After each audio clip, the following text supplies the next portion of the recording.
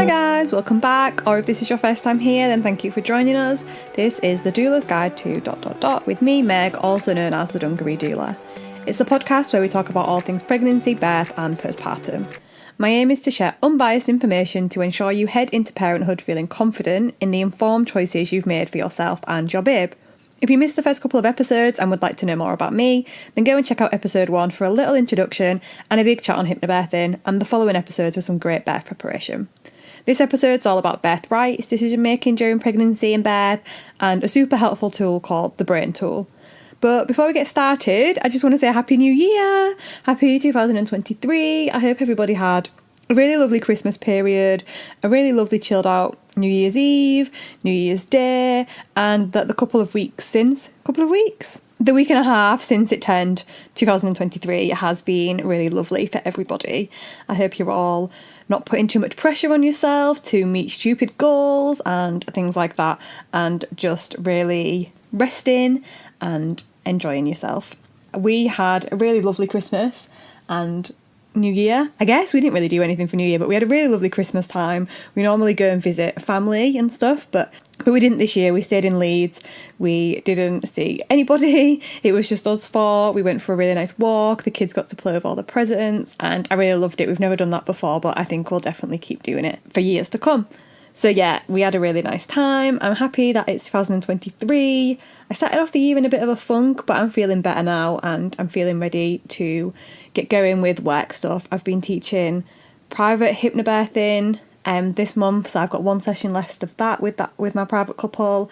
And tomorrow, well, today I guess if you're listening to it, because I'm recording this the night before, so today, Friday, I'm teaching 3 separate couples. I'm seeing my doula clients in the morning, I'm seeing a private couple in the afternoon, and I'm seeing another private couple in the evening. So yeah, I've kind of gone into 2023 with all guns blazing. I just found out I've been booked for another birth later on in the year. I've got more doula interviews coming up in the next couple of weeks. I'm very much back into the swing of things already, but I'm feeling really good. I'm feeling excited for what this year is going to bring. I don't really have any plans or any intentions. I want to carry on doing the podcast. I'm absolutely loving it, and I'm really thankful for everyone who's messaged about it and who's been supporting the podcast. It's just still growing day by day, which is really cool to see, because obviously there was no episodes over Christmas, but I could see on the stats that every day people were still tuning in, people were still listening, and people were still messaging about it, so that was really cool. One little request here: if you have been listening and you have been enjoying it, please would you leave me a rating, because currently on, I think, Spotify and Apple, but definitely on Apple, it won't show the average rating because they haven't had enough yet. I think they need, I don't know how many they need actually, I have no idea, but I know that people have been rating it because they've been telling me, but apparently, yeah, there isn't enough ratings yet for it to show an average. So if you are listening, you don't have to leave a review if you don't want to, although I would love that if you do, but you don't have to. But if you don't mind just clicking how many stars you would rate the podcast, I would really appreciate that. But yeah, thank you for your support. I hope everyone's had a really great, lovely Christmas and New Year period, and I'll shut up rambling now and get back onto the topic. So today's topic, I kind of touched on why this is important in the bonus episode a few weeks ago about giving birth in a midwifery crisis, but I didn't really go into much detail about it. So like I said, birth rights, decision making, and the brain tool. It's just really important at the minute because we are in a midwifery crisis. There's a lot more pressure on people entering the maternity system at the minute, so knowing your rights, knowing how to make decisions, knowing where to get the information from, it's just really, really valuable knowledge to have as you go into the system. So we'll talk about decision making, about quantifying risk, about situations where you might need to make big decisions, where you can go for up-to-date evidence-based information and things like that. So let's get into it. I hope you enjoyed this episode. It's a little bit heavy in places because there's probably some things that you're hoping you're never going to have to consider, but take what you need from it. Take the bits that resonate, and you don't have to agree with everything. You don't have to want to use all of the information. That's completely fine. It's just out there for you to take if you want it. So we'll start talking about birth rights. So many people don't realise that they have a million choices to make during pregnancy and birth. And everything is a choice. Even if it's not presented to you as a choice, it is. it is always your choice, even trivial things. So a really good example of this is that when you go to your booking appointment, when you're 10, 11 week pregnant, you will be asked if you want to be weighed. I don't actually know if I spoke about this in the very first episode because I always use this example, but it's a really good example. So I'm going to tell you again. Sorry if you've already heard this. When you go to your booking appointment, you get weighed, right? For most of us, it's not presented to us as a choice.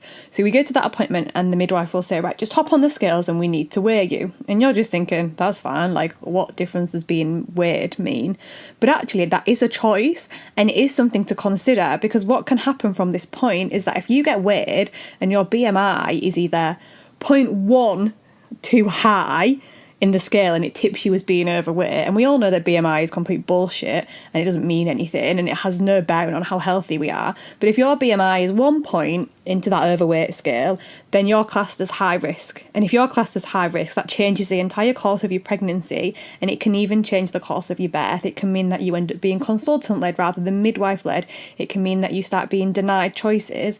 It can mean that you start being given intrusive testing for things like gestational diabetes. It can mean that you get put on aspirin that you might not need, and things like that. So even trivial things that are not presented to us as a choice, that we think are just completely not harmful at all, can actually have really big consequences. And I'm not saying don't get weighed or say no to everything, but I'm just saying think about them and think about the consequences of what you're being told to do during pregnancy, because for some people all of that stress is not worth it, and you might as well just deny being weighed, or you can get weighed but you can refuse to be consultant led. You can get weighed and then be given this label but actually say that you don't want to speak to a consultant and you refuse consultant led care.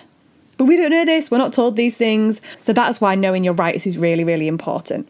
Following on from that everything is your choice, everything that happens to you during pregnancy and birth must be done with informed consent. So what is informed consent? So consent to treatment means that a person must give permission before they receive any type of medical treatment, test or examination, and this must be done on the basis of an explanation by a clinician. So this goes for anything as well. So this is not just in maternity care, this is in anything under the umbrella of the NHS. So consent from a patient, informed consent from a patient, is needed regardless of the procedure, no matter how big, no matter how small. And for that consent to be valid, it must be voluntary and fully informed, and the person consenting must have the capacity to make the decision. So what that means is that you've not been put under any pressure to say yes, and it means that you've been informed of all of the outcomes, all of the benefits, all of the risks. When it says you must have the capacity to make the decision, that means that you're of sound mind. So you're a consenting adult and you're not yet under any sort of pressure. Informed consent is protected by the law. So it's against the law for treatment to be given to you or your baby without informed consent, or obviously for your baby the consent of another person with parental responsibility. So it's illegal for anything to happen to you that you didn't give fully informed consent to. So for example, if a midwife wants to carry out a vaginal examination, they need to tell you in language that makes it clear that they're going to be putting their fingers inside of your vagina, feeling for your cervix and trying to work out how dilated you are. But they don't always do that. Sometimes they'll say things like, just hop up on the bed and we'll have a look and see how you're doing. And that is not clear at all. You have no idea from that what that means. A lot of people think that that just means that they're just going to have a look. They're not going to touch you, they're just going to have a look. So I had a client recently who was like, I keep hearing about this, but what actually is it? I literally just thought that it meant that you just jump on the bed and the midwife would just look and they'd be able to see. And that's not what happens. Until you get to the point where you're pushing your baby out, you can't see dilation.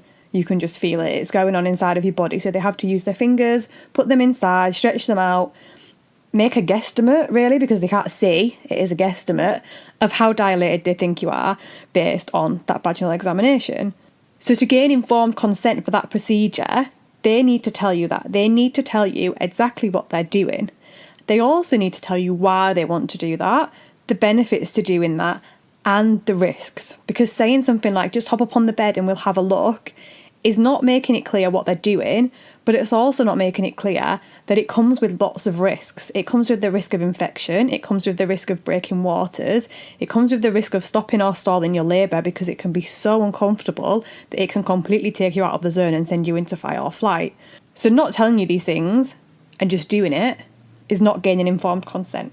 In addition to that, it's also wrong and illegal and unlawful for a healthcare professional to carry out further interventions while doing one thing. So for example, when midwives are giving you vaginal exams, you sometimes hear stories of people also doing a stretch and sweep while they're in there, and they'll come out and say, oh, I just did a sweep while I was in there. I just gave you a little stretch and sweep to try and boost things along while I was doing that examination. And that again is completely illegal and completely unlawful, because even if they had gained fully informed consent to do the vaginal examination, that was it. That was the only thing that they gained informed consent for.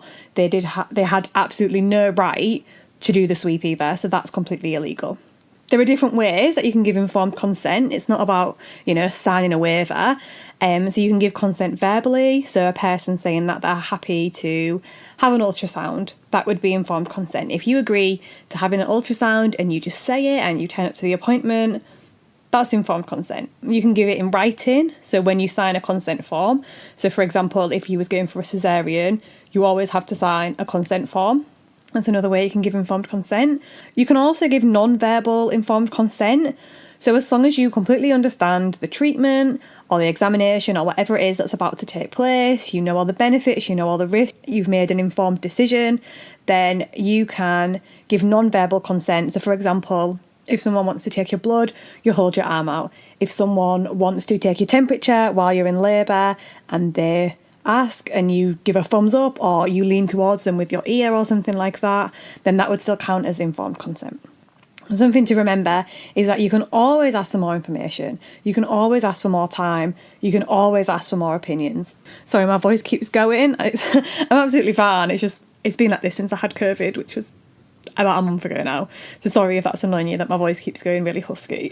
So yeah, you can always ask for more information, more time, more opinions. You do not need to give consent to anything straight away. What if I can't give informed consent? So the only time that health professionals do not need your consent to treatment is when you are not physically able to make a decision. And it is very, very, very rare in law for someone to be unable to make their own decisions. So obviously in an emergency situation, if you was unconscious, then that would mean that you don't have the capacity to make a decision. And in this situation, healthcare professionals, they can only give you treatment and care that could help you stay alive. So they wouldn't be able to do anything else to you, but they could give you any sort of treatment that would preserve your life, basically. And then the other option is if, like I said before, you don't have the mental capacity. So if you were seriously ill, if you were maybe suffering from something like psychosis, if a healthcare professional puts pressure on you to make a particular choice or choose a particular treatment, then this is called undue influence. And again, this is illegal, this is unlawful. So there are loads of examples of this happening that I've heard, things that have happened to me, things that have happened to people during birth, things that I've witnessed as being a doula to people. So for example, if your healthcare professional keeps discussing risks, even when you've made a decision. So if you have been asked to, or if you've been told that you're going to be induced, and you decline that induction based on informed consent, based on knowing all the benefits, on the risks, talking to people about it, doing your own research, things like that, you've declined it, and your healthcare professional is constantly barraging you with, that's not the right decision, these are the risks, you really need to consider these risks, have you thought about this, blah, blah, blah, blah. That is undue influence, because they're putting pressure on you to make the decision that they want you to make. If a healthcare professional threatens to stop caring for you, so you sometimes hear about this if people go over 42 weeks and they say, well, we won't come out to your home birth if you go past 42 weeks. Completely unlawful. If your healthcare professional tells you you have to make a decision by a certain time, unless obviously there's a medical emergency, then there is a time limit, but other than that, there's not. So for example, with the induction example, they say, well, you have to let us know by Monday because that's the last date that we would do it, or something like that. Not true. And especially if they put pressure on other people in your family to persuade you or change your mind. So sometimes this will come across as like a really nonchalant comment that's kind of off the books, but midwives might say to like a birth partner or something like, I don't think we should be doing this. Think about the health of your baby. Or I don't think that this is right. I think that, can you just talk to her and see if she wants to do this, etc., etc. All of that is undue influence, and that comes sort of under the barrier of informed consent, because you're getting this pressure. Whatever decision you make based on this pressure is not a decision you would have made in good conscience. So that leads me on to thinking about risk. So when we talk about risk in maternity care, I know it's a really hot topic, and it's a really widely debated topic, and it's a really sensitive topic, because none of us wants to think about putting our babies at risk, do we? It's a really horrible thing to think about. But the fact of the matter is that giving birth is risky, but in the same way that being alive is risky. Like, if you think about the things that we do every day, there are risks involved. Every time you get into the car and you drive somewhere, there are risks involved. Every time you turn on the oven, there are risks involved. Every time you step into your workplace, there are risks involved. Like, nothing is 100% risk-free, and neither is giving birth. But the majority of the risks that come with childbirth are incredibly, incredibly low, but they're not always presented to us in that way.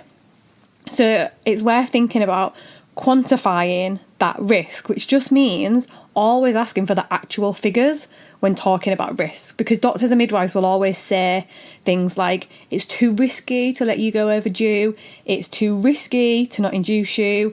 You hear all the time, the risk of something doubles. They will always say, if we let you do X, Y, and Z, then the risk of X, Y, and Z doubles. But what does that mean? Does it mean that it doubles from 40% to 80%, which is a lot? Or does it double from 0.1% to 0.2%? Because these figures are vastly different. Vastly, vastly different. And also, doctors and midwives are not the people who get to say what's too risky, actually. It's for you to decide. So for some people, a jump from 0.1% to 0.2% might be too risky. Like, that might be too much. Like, you might see that as the risk's gone up and that's too much for me, so I'm going to do what they're suggesting. And for others, it might jump from 40 to 80%, and you might be absolutely fine with it, and you might be like, nah, that's cool, I still don't think that's too risky. It's about what's right for you. It's not about what the doctors or the hospital deem as too risky, because it's not their decision to make. So quantify that risk and always ask for the actual figures and the actual numbers. Remember, you don't have to make immediate decisions. You can ask for more research, and also ask where the figures come from. So if you're being told the risk of X, Y, and Z doubles, and you say, okay, but what does it double to? And they say, I don't know, 0.1 to 0.2, and you can say, well, where does that research come from?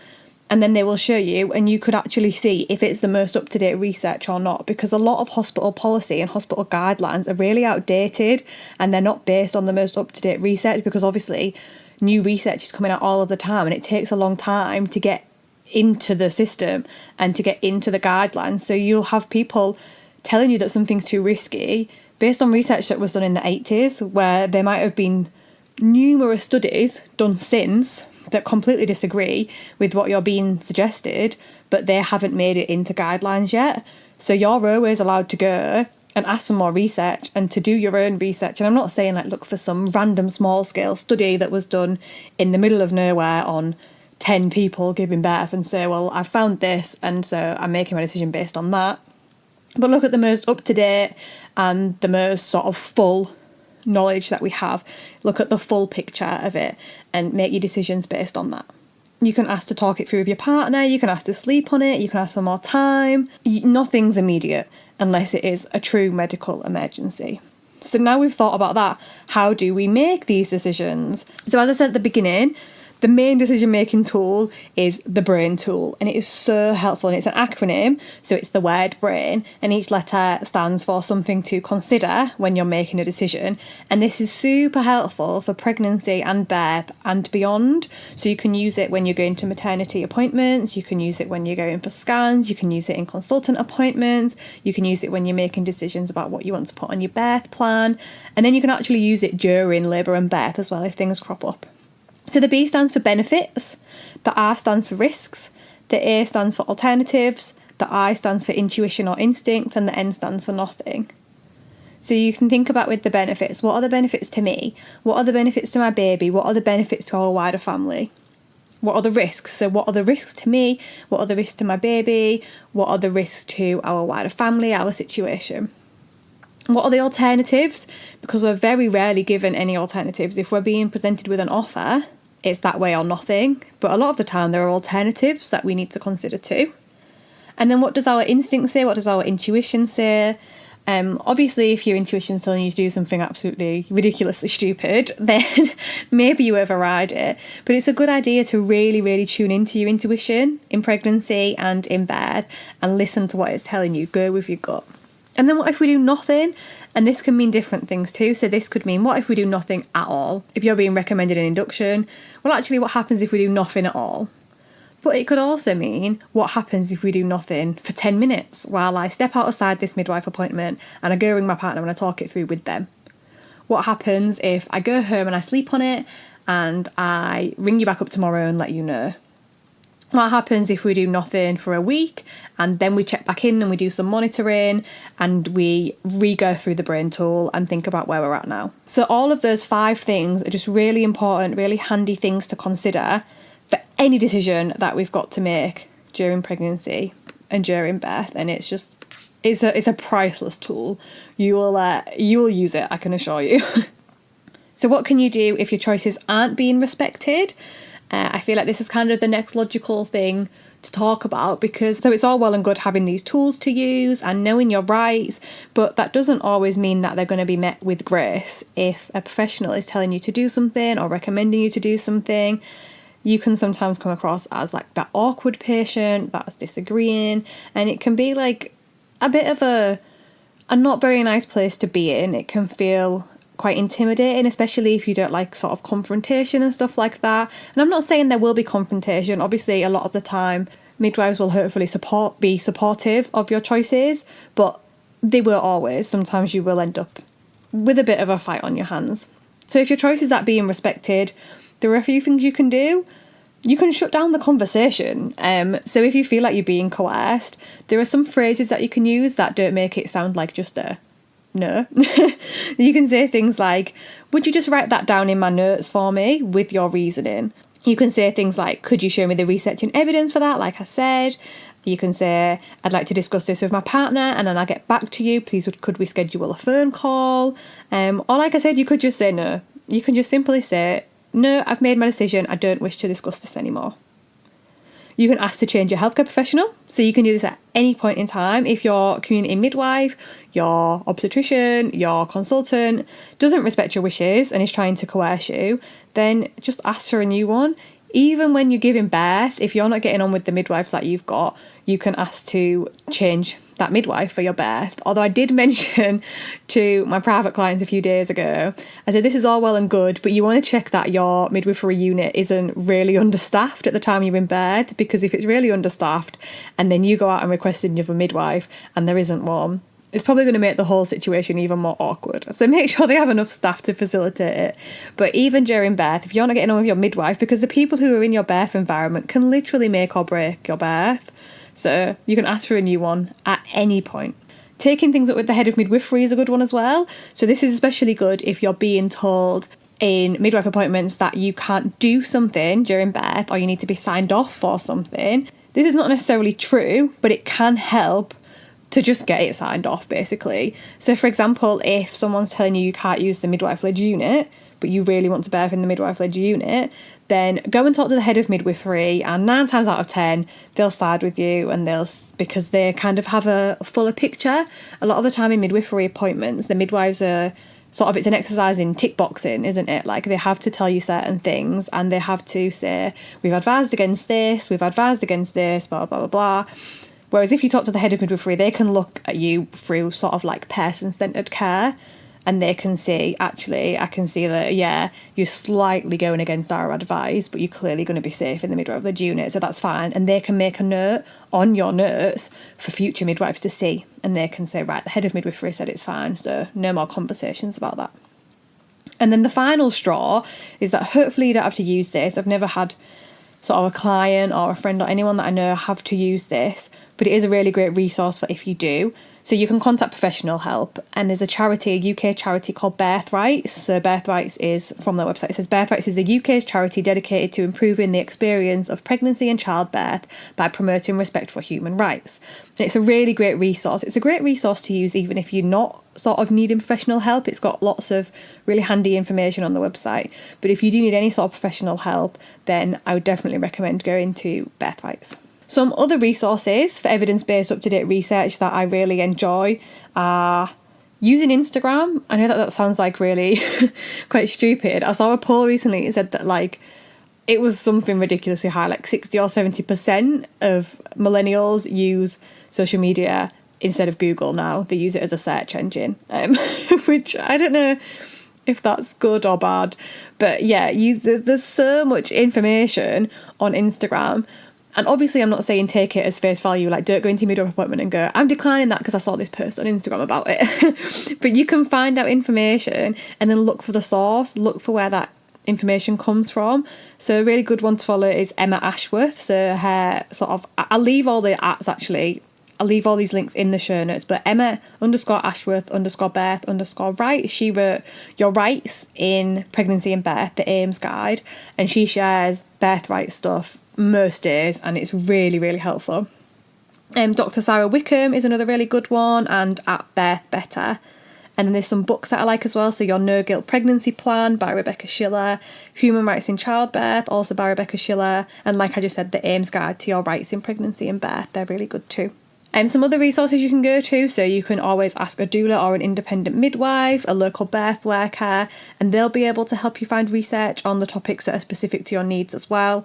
So that's kind of a lot of what I do for my clients. Like outside of teaching, people will message me and say, look, I've been recommended this, and I'm not sure what to do yet. Can you present me with the research? And I don't give my opinion, but I just say, look, this is what this says, this is what this says, this is what the most up-to-date research says. So if you have a doula or an independent midwife, then ask those. Obviously don't expect them to work for free, because a lot of time and effort goes into finding this sort of thing, but book things like power hours with them, or book them to do a hypnobirthing course, and then you get their ongoing support. Book them as your doula and you get as much support as you need. And then some websites that I like the Sarah Wickham website, I like the AIMS website, the Evidence-Based Birth website, and like I said, the Birthrights website. So links to all of these websites and Instagrams and books and stuff will be in the show notes, so definitely go and check them out. And that's it. I do hope that this was helpful and that you can utilise like these tools and this knowledge during your pregnancy, during your birth and beyond, because these tools are for life. So I said this on the breathing techniques episode as well. Like I use those breathing techniques all the time, and I'm now 4 and 2 years postpartum. But it's the same with the brain tool. If you have a big decision to make, then I use this acronym to figure out what's right for me all the time. I think the most important takeaway from this should be that it's your birth and it's your baby. If something feels right for you both, then it's right. You don't have to follow anyone. You don't have to follow the head. You don't have to follow your hospital guidelines. You don't have to follow what influencers on social media are doing. You don't have to follow what doulas and birth workers are telling you to do. But likewise, you don't have to go against the grain either. If you're presented with the option of something, so for example an induction, and you feel like having that induction is the right option for you, then that's okay. Like I said, you don't have to say no to everything. Tune into your intuition and just remember that you're in control. You're the one who gets to make these choices. So thank you again for listening. If you did find this helpful, please do let me know. And if you have any more questions, then come hang out on Instagram where I'm at the Dungaree Doula. I share loads and loads of free information over there, so do come and check that out. If you want to get started on your birth preparation, then remember I offer a birth preparation and hypnobirthing masterclass for £18.50. You can download that now and work through it in your own time because it's pre-recorded. I'll leave a link to that in the show notes below as well. And I also offer hypnobirthing, doula and virtual doula services. All the information on that can be found via my website, also in the show notes. There's going to be a lot of stuff in these show notes, isn't there? Thank you for listening. If you enjoyed this podcast, please do stick around, like, follow and subscribe, or leave a little review if you don't mind. That would be very helpful. Thank you. Speak soon. Bye.